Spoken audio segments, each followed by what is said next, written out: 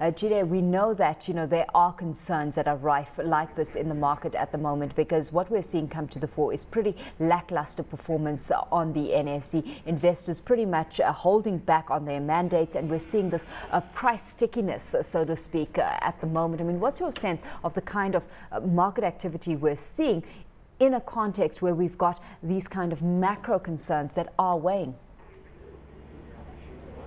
Good morning, Alishia. Yeah, you are right. Investors are quite sticky in their price right now in the market, and the macro concerns are there as expressed. But we think that the fundamentals for most of the companies are still very, very strong.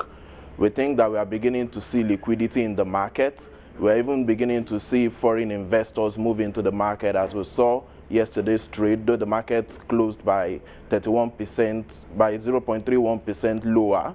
But the participation level is on the increase. We saw that foreign investors accounted for over 70% of the bids yesterday. And so we think that the market is at a point where there's attractive valuation and there's value for investors. Well, if we look at the sector that outperformed yesterday, it was the petroleum marketing sector. It recorded a 0.9% gain by the end of the session, and driven primarily by the Oando share price. I mean, what's your take on that space, specifically where we are awaiting the outcome of the petroleum industry bill?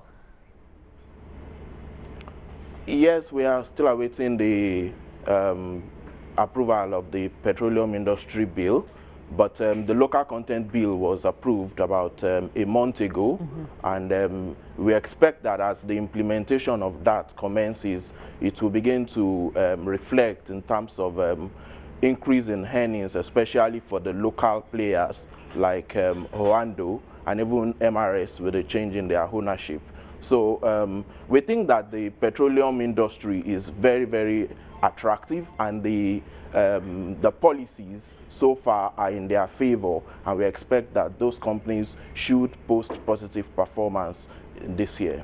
On the flip side, we had the building materials index record most depreciation in yesterday's session, trading 1.6% lower by the close, and driven primarily by Ashaka and BCC. I mean, just taking a look at that sector, what's your view? Because we know that Nigeria is still following through with an expansionary budget ahead of elections next year. Yes, we have an expansionary budget for 2010. And the federal government is clear about how that is going to be funded.